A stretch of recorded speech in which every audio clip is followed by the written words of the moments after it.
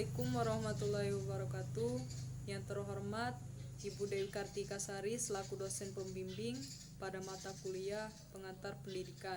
Puji dan syukur tak lupa kita panjatkan kepada Allah Subhanahu wa taala dan sholawat serta salam semoga kita tetap tercurahkan kepada baginda Rasulullah Muhammad sallallahu alaihi wasallam.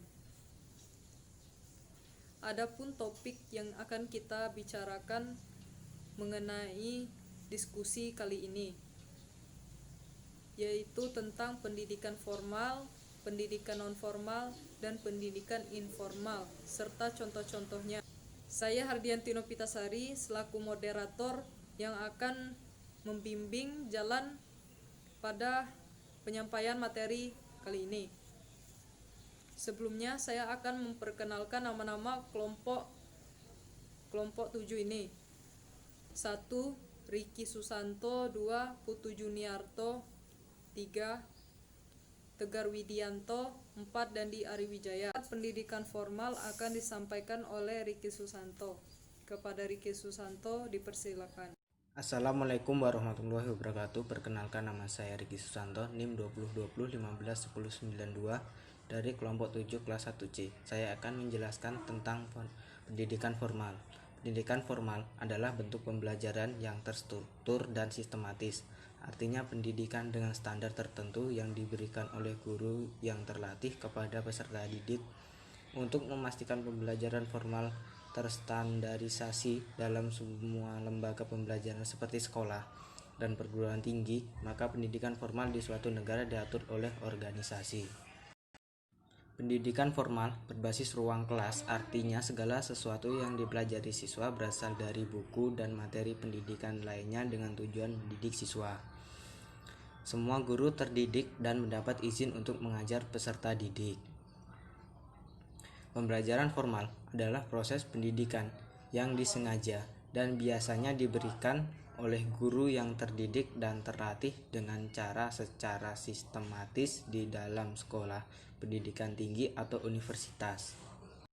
Selanjutnya, pendidikan informal yang akan dijelaskan oleh Tegar Widianto. Kepada saudara Tegar dipersilakan. Assalamualaikum warahmatullahi wabarakatuh. Perkenalkan, nama saya Tegar Widianto, NIM 2020151096 dari kelompok 7. Di sini saya akan menjelaskan tentang materi pendidikan informal.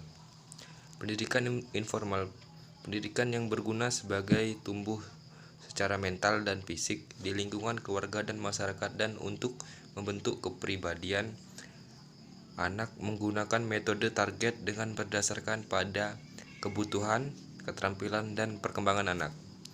Jalur pendidikan ini yang dilakukan oleh seseorang dalam keluarga atau komunitas.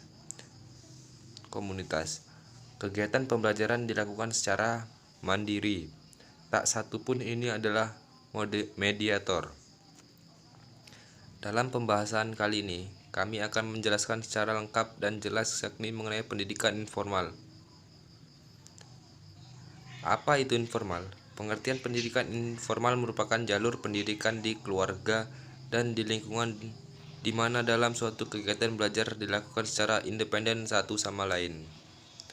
Masing-masing dari mereka telah dipatroli oleh keluarga dan lingkungan sejak kelahiran dan kehidupan di masa depan.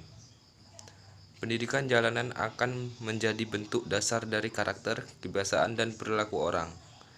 Pendidikan informal dalam suatu hasil informal mendapat pengakuan yang sama dengan pendidikan formal dan pendidikan non-formal setelah siswa lulus ujian sesuai dengan standar pendidikan nasional pemerintah.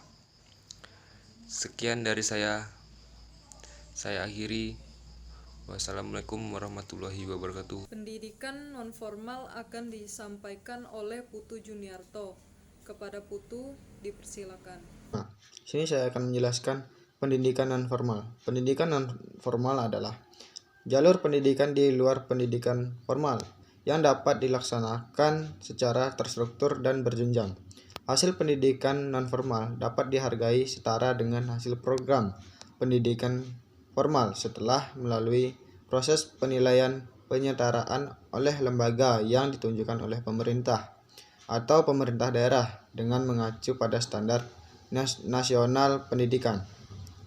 Fungsi pendidikan nonformal yaitu mengembangkan potensi peserta didik dengan penekanan pada penguasaan pengetahuan dan keterampilan fungsional serta pengembangan sikap dan kepribadian profesional. Jenis-jenis pendidikan nonformal yang meliputi pendidikan kecakapan hidup, pendidikan anak usia dini, pendidikan kepemudaan, pendidikan pemberdayaan perempuan, pendidikan keaksaraan, pendidikan keterampilan dan pelatihan kerja. Pendidikan kesetaraan meliputi paket A, paket B, dan paket C, serta pendidikan lain yang ditunjukkan untuk mengembangkan kemampuan peserta didik seperti Pusat Kegiatan Belajar Masyarakat atau PKBM, lembaga kursus, lembaga pelatihan, kelompok belajar, majelis taklim, sanggar, dan lain sebagainya, serta pendidikan lain yang ditunjukkan untuk mengembangkan kemampuan peserta didik. Satuan pendidik penyelenggaraan yaitu Taman Kanak-kanak atau TK,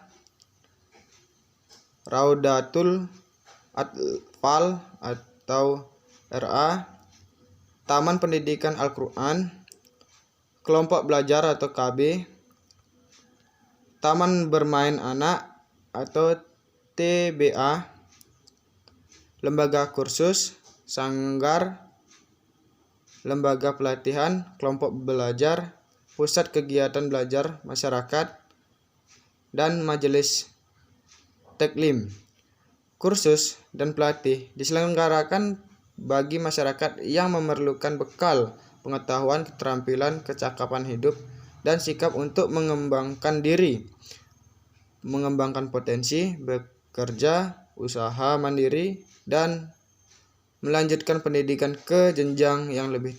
Dan terakhir adalah contoh-contoh pengantar pendidikan formal, non-formal, dan informal yang akan dijelaskan oleh Saudara Dandi Ariwijaya. Pada Saudara Dandi, dipersilakan.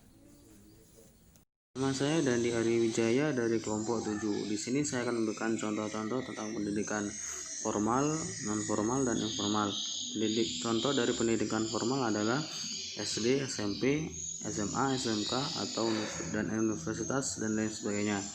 Dan contoh dari pendidikan non-formal adalah bimbingan belajar atau kursus, homeschooling, dan pesantren atau lain sebagainya. Dan contoh dari pendidikan informal adalah